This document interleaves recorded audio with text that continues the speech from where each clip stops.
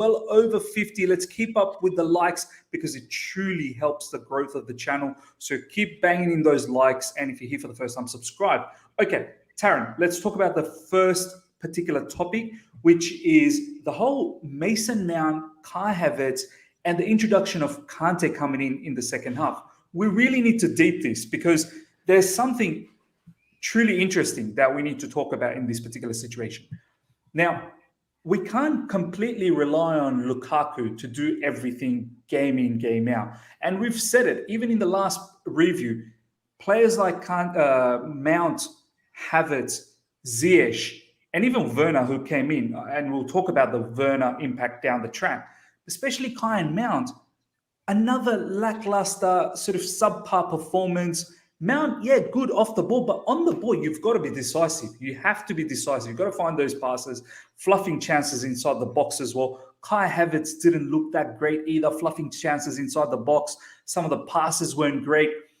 I mean, I'm not surprised that we saw Kante in the second half come in and the impact, the immediate impact Kante had. I mean, how'd you see the inside forwards and Kante, and how do you feel about that whole inside forward situation at the moment?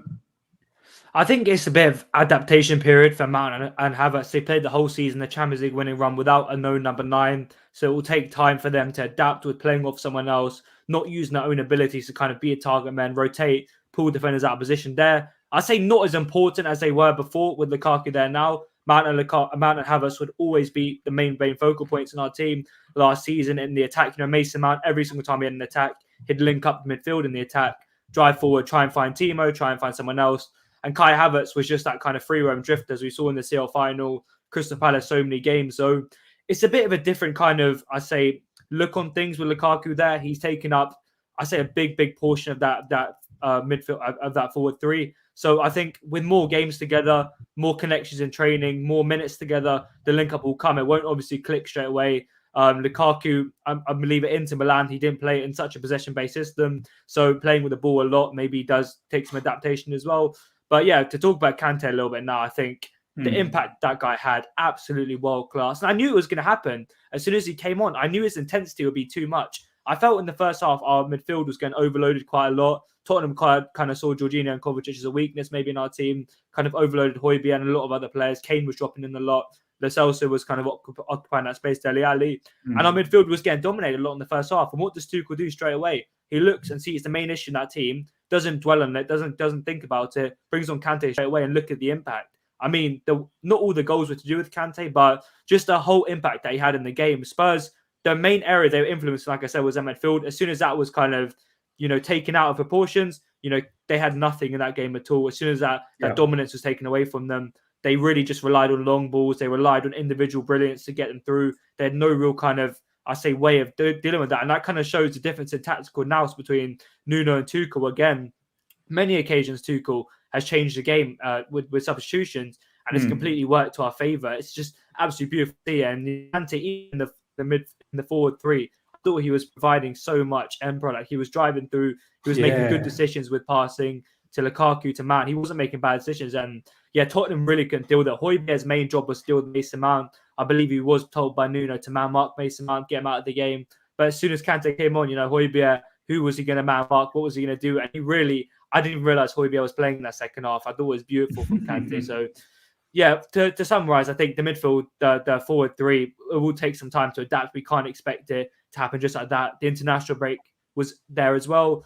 2 weeks taken out of the connection building to go for their countries, play 3 games, and it will come. But I think Timo Werner, when he came on, absolutely beautiful. Yeah. And I think, even though he did miss a few chances, just his runs, his space creating, as we always say, his assists are actually really, really good all the time. And I thought he really provided a difference in the attack. So yeah, I'd like to see that more with one cam behind them, Werner and Lukaku being 2 strikers in the future, maybe Havertz, Mount today. I'm sure we'll get into Mason Mount a bit later. But yeah, I think it's all about connections, and Kante, when he is fit and he's not carrying an injury, for me, the best midfielder in the Premier League.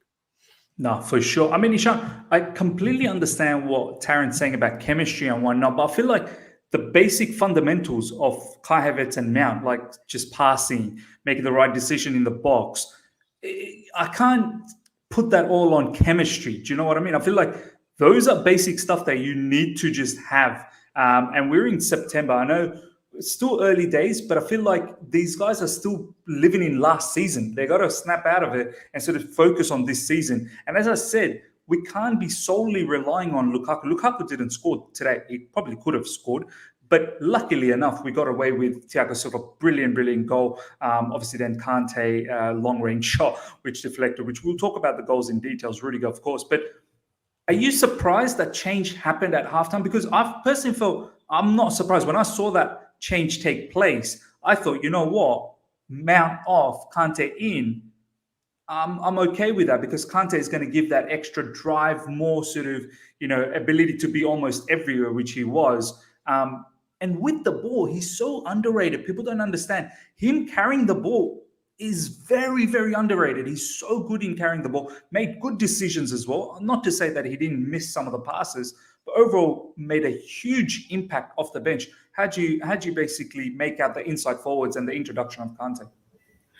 Yeah, first of all, I think so. It was a total Thomas Tuchel masterclass. Absolute genius decision by him because, the first half, to be very honest, I thought both of the number 10s that we had, Mason Mount and Kai Havertz, they look absolutely off their color. Totally off. So many misplaced passes. They're getting dispossessed.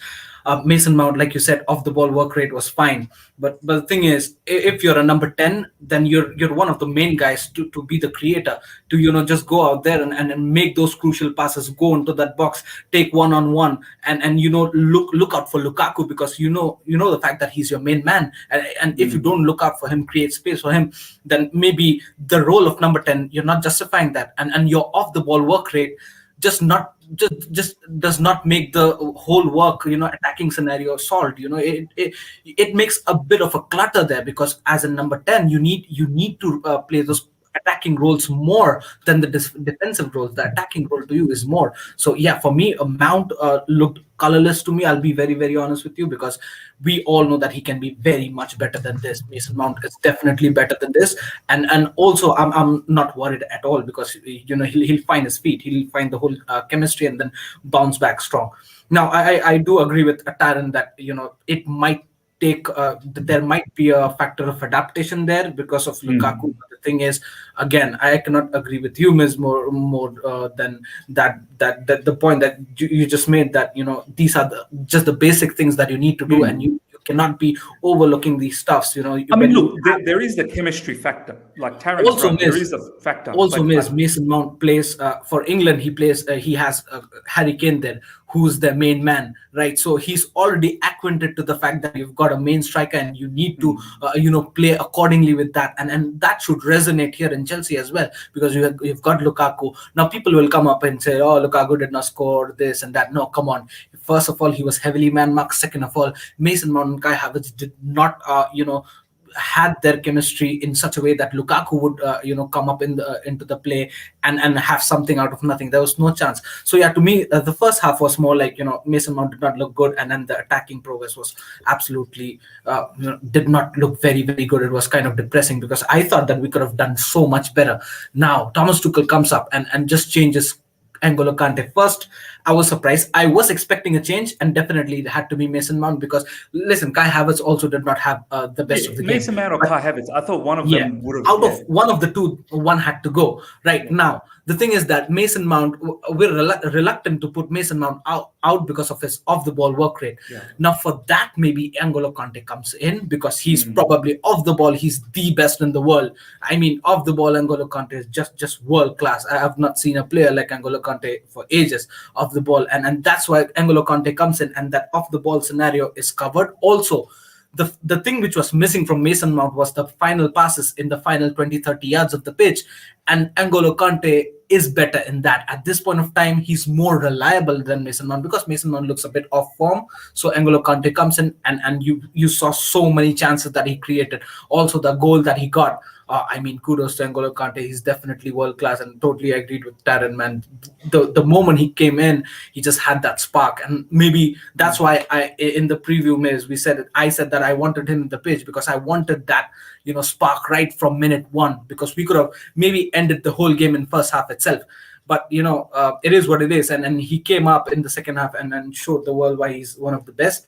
But yeah, I was expecting a change, and I thought it would have been Werner maybe, but surprisingly, N'Golo Kante came in and did what he did. But also, yes, like you said, Romelu Lukaku didn't score, but I think so. This was the game where he was not just man marked heavily, but it was difficult for him. But you would see, Miz, in the next half, in the second half, he tried to come up, drop down a little bit, and try to combine with N'Golo Kante more and Kai Havertz more. And when Werner came in, there was so many combination play between Werner and Lukaku, where Lukaku, took the ball, just dribble past a couple of players and give the ball to Werner, where unfortunately he missed. But then we could see that something developing. So maybe in the upcoming days we might see more of Werner and Lukaku, and it's a good sign, to be very honest.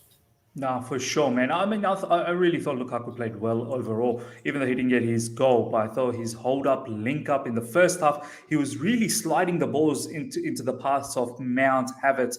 The boys just couldn't do much. Johnathan, I want to hear from you as well now. I mean, the inside forwards, Ziyech, Callum Hudson-Odoi, obviously he hasn't featured, and that's a whole new, totally different topic, which we won't touch on too much today. But players like Ziyech, Callum Hudson-Odoi, Pulisic, Mount, Havertz, Werner, which we'll talk about in terms of up front. But these inside forwards, Johnathan, I feel like if you're not taking the opportunity, one or two could really get hurt by the end of the season, because we can't go another season where these players are not producing the kind of numbers that they really should be. And I'm not having an absolute out-and-out attack on them now because it's still early days, but it's warning signs for me that they better wake up. You can't. Ziyech played an average game against Aston Villa, followed it up with another average game against Zenit. Mount played an average game against Zenit, and now he's followed it up against Spurs. Havertz, since that first sort of match against Villarreal and maybe that goal against Liverpool, every now and then when he's been introduced, he hasn't really taken it with both hands. So, Johnathan, are you concerned in somewhat that these lads better pick up ASAP, because big games are coming up? December situation will come up soon. We do need more goals, not just relying on Lukaku. We need others to chip in equally. Yeah, 100%. I think we need to start, hitting form in the front three areas, because Lukaku's getting no service. He's feeding on scraps. Even the second half, when we're a bit more in the ascendancy, he was trying to play others in, and they weren't really on the same wavelength. Yes, I think he could have taken a couple of shots himself, but I just worry that Lukaku's getting really frustrated. And yes, other players are chipping in. We've got defenders scoring today, midfielders scoring today. Other players are chipping in. But when it's a bit tighter, the games, and we play better quality opposition, we can't expect other players to chip in. The front players or the front three are generally where we should be getting the goals and assists from. And Havertz today, I was really frustrated. I thought in the first half, there's a couple of times, the volley he missed fine, but there was one where he was on the edge of the area, took a really heavy touch and it got blocked from the shot. There was a couple of times where I think he could have just, if he'd had a better touch or more of a decisive attitude, I feel like he could have maybe influence the game a bit more. Yes, his off the ball is not as good as Mount. And yes, Mount was good off the ball as he is, pressing, etc. with the tempo. But if your final ball's not there, you're not really adding to the team. And in those areas, when you've got a pivot and then Kante also coming on, doing that job, you really need your Mount, your Havertz, those 10s to get in and around Lukaku, to give him the ball, to look for options, to create the triangles that I said about after the Zenit game, where I don't feel like we did it in that game. And we didn't do it today. And I'm not saying we got lucky, because we didn't. Second half, we came out, we changed it tactically, really good. The first goal from the corner from Silva after the 4 or 5 minutes really helped us and was a bit of a sucker punch for Tottenham. But we cannot rely on that. We have to, with our front three, generally push the pace of the game. And if the tempo's not there from them, if the final ball's not there from them, if the movement isn't there from them, then I'm a little bit worried. But the thing is, as I said earlier, we're in second gear. We're getting contributions from other areas of the pitch. I think we are going to get better. These players are all going to hit in form. We've switched it. Pulisic, Werner. We've had Hudson-Odoi, Havertz, Mount. We've got so many options. Yes, no one's really on form, but the fact that we're winning games and we're scoring goals without them, it's only a matter of time, in my opinion, before it clicks. And when it does click, I think a few things will click into place. But yes, it's a bit frustrating. I think for the Villa game, we will have to rotate. We've got the City game next Saturday where it'd be very interesting to see what Tuchel does. But yeah, to answer that in a roundabout way, I think Tuchel knows. He came out and said that Mount wasn't good enough. Yeah. I think behind closed doors, I think he'll be saying the same today to him. I think he'll be saying the same to Havertz. That's why Mount came off. Could have easily been Mount or Havertz. I think the only reason why it wasn't Havertz is because he wanted a more fixed person to play up front with Lukaku. I think Mount would have been a little bit more in terms of position, moving around. I think he wanted someone to be a little bit closer to Lukaku. That's the only reason Havertz stayed on. Obviously, with Kante coming on, he then switched it with Werner coming on later. And Werner, look, as much as I was frustrated watching him, I think we could have scored 1-2 goals from the way he played. It's his touch. It's his all-round ability as a footballer that worries me. We've always said his ball control needs improvement. It's frustrating. You want that. If Havertz or Mount would have had that aspect of Werner's game today, we win 4-5-6-0, and it's an absolute beating. And those two, we talk about how good they were in the game. I mean, yes, Mount's had a couple of bad games. Havertz has been a bit up and down. There's been issues with flu. There's been issues with game time. But that's, I think, the standard we all hold them to now. They don't impact the game. We're going, that's not very good. But I think we just need to be careful not to put too much pressure on them. I think Tuchel was putting it on them themselves. Mount, Havertz, I think they have that mentality anyway. But yeah, I think it will go right. We've got options. As I said, I think the Villa game, there'll be changes. And I think, yeah, it will come. We're still not playing as good as enough as a team, in my opinion. So, yeah, I don't want to get too worried, too early in the season because we are winning, we are scoring goals. But yeah, I get why people will be frustrated. I just feel like we have to give a couple more games and let's see how we do as a team. I don't want to read too much into it. Is basically what I'm saying. Fair enough. I mean, I do like the point that let's be a bit more patient.